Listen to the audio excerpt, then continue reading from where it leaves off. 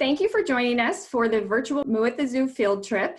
We're going to go on a journey today to learn from experts about top-notch animal care from a local dairy farm, Prairieland Dairy, and from Omaha's Henry Doorly Zoo and Aquarium. So joining us today from Prairieland Dairy is Farmer Sevastian veterinarian Aaron Schaefer, and ruminant nutritionist Holly Fujon. And joining us today from the zoo are zookeepers Josh Shandera and Kelly Goodyear. We are so excited to have you here with us. Throughout the field trip, you can post comments and questions in the Facebook comments below, or you can share those on Instagram using hashtag #MooAtTheZoo2020, and we will do our best to answer your questions as we go. So our first question is going to be for Farmer Sevastian. Sevastian, what type of beds do cows sleep in? Hey guys, it's Farmer Sevastian here. I'm the main manager here at Prairieland Dairy. And the answer to your question is our cows all sleep in what we call free stalls. So these free stalls, it's in the name, it's a stall, and the cow is free to come and go as she pleases. In the free stalls, we bed with sand. Sand's really good because it goes in dry and it's inorganic. When it's inorganic, what that means is that nothing can grow in sand as long as we keep it dry and as long as we keep turning it and keeping organic matter like manure out of it. Sand's also very good because we can recycle it. So whenever a cow gets the bed dirty, we can just scrape it out, flush it with water, and then we can reuse that sand once it's dried. Another benefit to being in the free stall is that she can drink water. She can drink as much water as she pleases. A cow can drink between 30 and 50 gallons per day. That's almost enough to fill up a bathtub. Cows can drink a lot of water. When our cows are making a lot of milk, we need them to drink as much water as they can, which is very important that they get unlimited access to fresh, clean water. With also being in a free stall, they also have unlimited access to feed. So every time our feed is formulated by our nutritionist, and we try to formulate it so that every bite is the same. So it's very important that our cows have unlimited access to feed and water. Also with our dairy cows, it's important that they stay cool, especially in the summer heat. So that's why we have our fans and sprinklers hooked up to automated temperature sensors. And as soon as we hit our temperature threshold, those will work together to keep the cows cool. We have it programmed so that we use as little water as possible with getting the maximum cooling for the cows. Cows like to stay anywhere between 40 and 65 degrees Fahrenheit. So we need to try to keep them in their comfort zone as much as we can. So as it gets hotter, we'll use more water and we'll keep the fans on longer to keep them cool. Thank you, Farmer Sevastian. I loved learning about the sand. It's like a cow gets to lay on a cool beach every day. Now we're going to shift over to the zoo and we're going to talk to Josh, who's a hoofstock keeper. So Josh, what type of beds do giraffes sleep in? Yeah, all right. Well, once again, my name is Josh, and thank you for that introduction. Welcome to Omaha's Henry Doorly Zoo and Aquarium. We're here in our giraffe herd rooms, as you may have noticed. And we just heard a few moments ago Farmer Sevastian talk about all the things that they use to keep their cows comfortable out at the dairy farm. So we want to mention a few of the things here that we do to keep our giraffe comfortable as well. So you may be able to notice out here in the barn, I don't know if Angela can pan over just a little bit, the majority of our barn consists of mulch floors. So what we call that is actually a living floor. So it consists of 3 to 4 feet of mulch, and it allows for a few certain benefits for us. So one of which allows for very easy cleanup. So in the morning, we'll shift the giraffes sort of out of this space. We'll go out there, clean the floor, reset the stalls for them, and get them back out there. And I know the specific question that was asked was about the beds. So the really nice thing about having all this mulch in the barn allows for our giraffe really to find a comfortable place to lie down anywhere within this barn. Kind of interesting to note though, giraffes in the span of a 24-hour period don't really need a whole lot of sleep. So anywhere from 3 to 4 hours of sleep is going to be enough for these guys. So they function pretty well on very little sleep. So pretty interesting to note. Another thing that you might notice, we've got a couple fans up here kind of over our heads that help with the temperature control in the barns. So in the summertime here in Nebraska, it can get really hot.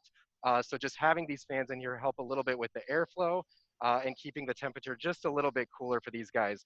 However, they tolerate the heat really well, but on the flip side, being a large African mammal, they don't really like the cold. So you might also notice it's panning a little bit more, but we do have quite a few heaters within this barn that maintain a pretty good temperature level in the barn throughout the winter time. So again, ensuring that they're at a comfortable temperature year round is what's going to be best for these guys. One other thing that we do within the barn to keep them comfortable and stimulated, we do provide them with a lot of various puzzle feeders. So Kelly, I believe, will touch on this a little bit later, but I did want to show you guys one of them I have here because we have quite a few of them hanging up today. This is one of our PVC puzzle feeders. So typically what we'll do with this is we'll put a little bit of their feed in this, some various produce. I've got some here, so they really like things like carrots, lettuce, sweet potato, apples, and encourage them to forage for their food. So since they will do things like that in the wild for up to 22 hours a day, we do our best here at the zoo to ensure that they spend the main chunk of their day moving around all of their space and foraging for their food. And another interesting little tidbit is that we find that the giraffe actually prefer to work for their food as opposed to just standing at one of these hay racks and getting their fill. So we like to encourage them to work for it. That is so interesting. I love, they are very, very similar. Just a reminder too, anyone that has any questions for Josh or Sebastian, please feel free to post those in the comment section here on Facebook, or you could share those on Instagram using the hashtag #MooAtTheZoo2020, and we will do our best to answer your questions throughout this adventure. All right, we're gonna shift it back over to Prairieland to talk to the veterinarian, Aaron. Welcome back to Prairieland Dairy. I'm Dr. Aaron, and I'm here in the milking parlor today. So the milking parlor is the area of the operation where the milk is collected from the cows. Each cow is in the milking parlor about 12 to 15 minutes, 3 times a day. So a little less, 45 minutes a day is the total amount of time that they spend in the milking parlor. Otherwise, they are back in those free stalls that Farmer Sevastian was talking about, eating that ration that Holly mixes up for them, or drinking that water and just trying to be cool and comfortable and produce milk for people to drink. And so one of the ways that we are able to monitor the health of the cow is by their milk production, but also by their locomotion, how much they move. And so each of these cows on this dairy has their personalized Fitbit with them that is, you can see on the ankles of these cows. And so those Fitbits monitor how much they move, and then that is synchronized with our computer software program that can tell us whether or not that movement is different than it was the previous day. And so if it was different, it allows us to go ahead and take a little closer look at that cow. In addition, those personalized Fitbits are synchronized with technology in the parlor that tracks the milk production of each cow, that also brings that back to the computer software. So based on production and locomotion, we can see whether cows need more individualized care or not. Then we can take a closer look at those cows and identify why they're off, whether that's more of a digestive upset or an infection or a sore foot, an injury, and then we can treat those cows based on what their specific need is. That is fascinating. I actually wear a Fitbit myself, so it's kind of interesting to hear that. All right, so now we can take it back over to Josh. Can you tell us a little bit more about how the zoo cares for animals? Yeah, so one of the things that we do at the zoo to ensure the overall welfare of our giraffe herd here is quite a bit of training. So when you work with something like a giraffe, which happens to be a very large mammal, anytime you can get them to voluntarily participate in any sort of medical-based training, that's always going to be ideal. So if we can get them to participate in things like their own hoof work, blood draws, and things of that nature, things like that allow us to not have to sedate or immobilize the animal, because that can be pretty dangerous for the giraffe as well as for the keepers. I can tell you sedating and anesthetizing a giraffe is a pretty big ordeal. So again, getting them to voluntarily participate is always ideal. But I do want to talk a little bit about the hoof work that we do. So typically a hoof work session is going to be done at one of these large doorways here. So we'll place 2 straps of fire hose at the height of the chest of the individual giraffe that we're working with. So we do have quite a range in ages, so we do have to adjust it accordingly. And then we'll have a trainer at the head of the animal asking for the desired behaviors, as well as a keeper down at the hoof. So the trainer might ask the animal to come up and present their hoof on a box. From that point, we can sort of curl it and then file it using a rasp like this. Maybe trim a little bit with some nippers. We've got a couple other tools here, which probably are fairly similar to those that they would use on cattle. But doing this on a fairly regular basis just allows us to monitor the overall hoof health of the animal and ensure that everything's looking good and as it should. Another thing that we do here that I want to mention is blood draw. So anytime that we suspect something is wrong with one of our giraffes, either visually or based on a behavioral observation, our vet staff are usually going to ask for a blood sample. So myself, as well as a few of the other keepers here, work pretty closely to desensitize these guys to allow us to take a blood sample from the neck. So here's a little bit of a setup that we might use on one of these giraffe.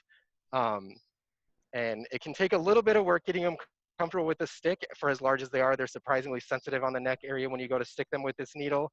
But if you can get them comfortable with that, finding the jugular vein can be a little bit more simple, as it's about the size of a garden hose. So again, getting them to voluntarily participate in that behavior in the event of us needing to call down a veterinarian is always going to be ideal. So, and fortunately for us, quite a few of our giraffe are very eager to train. So it works out really well for us here at the zoo.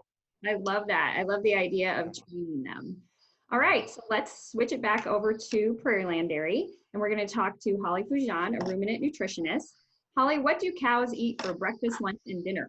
Hi guys, my name is Holly Fujon, and I'm the nutritionist here at Prairieland Dairy. So what do cows eat for breakfast, lunch, and dinner?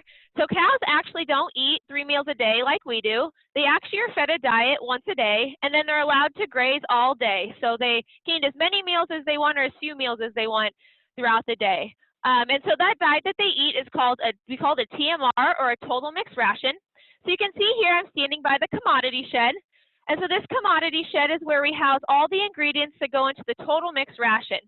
So you can see here we have different hays, we have cottonseed, and then we also have corn gluten feed, which will be over here to my left. And so what happens with these is these ingredients will formulate a diet for the cows, and then they'll actually be mixed into a big mixer, and then that will be delivered to the cows once per day. And like I said, they don't have a breakfast, lunch, and dinner. They're just allowed to go eat whenever they want. And so like I said, cottonseed is going to be one thing that the cows are going to be fed. And it's actually a cool product that we can feed the cows because it's actually a byproduct of the human chain. And so the cotton from the human chain gets made into shirts and pants and things like that. And then the little seed that's left actually can be fed to cows because they're ruminants. And it's a really good source of protein and fiber and energy for the cows. So that's just kind of a cool little insight into what a cow eats. That is so cool. Thank you. All right, so now we will shift back over to the zoo and we'll talk to zookeeper Kelly. Kelly, what do giraffes eat for breakfast, lunch, and dinner? Hey, this is Kelly. I'm another one of the hoofstock keepers here. As far as meals go, giraffes don't necessarily eat breakfast, lunch, and dinner the way we think about it. Rather, they will forage for food for about 22 hours during the day, which means we have to get really creative in terms of presenting their diet to them in a natural way. So that foraging behavior comes in terms of grazing and browsing. Grazing would be eating off of ground level, browsing, things like this, stripping the leaves and bark from trees. So we do provide them with browse that's cut from grounds as well as donated by OPPD and people who are cutting any sort of browse that they can eat as long as it's non-toxic. Here we have hackberry. They do like things such as mulberry, elm, ash, and we have to be really specific about that, but our browse department does help us out. We provide them also with a zoo-specific grain. So I can show you here. This replaces all the vitamins and minerals that they normally would get through things like acacia trees, but since those don't grow super well in Nebraska climates, we have to be a little bit innovative. And they also seem to like it quite a bit. And as far as foraging, you guys might be familiar with giraffes having super long tongues. So we provide a lot of their foods through puzzle feeding methods, which means they can stick their tongue inside of here and try and grab the treat and pull it out of there, which helps engage them in natural behaviors that they would be doing in the wild. So you might be able to see Lola behind us. She is stripping the leaves off of the branch and she's sticking her tongue out there. Her tongue is a dark color, and we think that is in order to protect it from sunburn. So if you imagine giraffe in their native habitat, they're sticking their tongue out 22 hours a day. You want to make sure it's not getting burned, so they have a darker pigmentation for that. And they have a hard palate on the top of their mouth as well, which protects them from getting hurt by any of the branches they're eating. As far as the amount of food goes, 75 pounds of food per animal daily, and that comes up to about $6,000 a month to feed our herd. So it's a pretty extensive process, but we like to make sure we take really good care of these guys by providing them with natural feeding methods that they would normally do out in the wild. Well, thank you everyone for joining us today for our top-notch animal care virtual field trip. As a reminder, you can post your questions below in the comment section, or you could share those on Instagram using hashtag #MooAtTheZoo2020, and we will do our best to answer your questions throughout the weekend.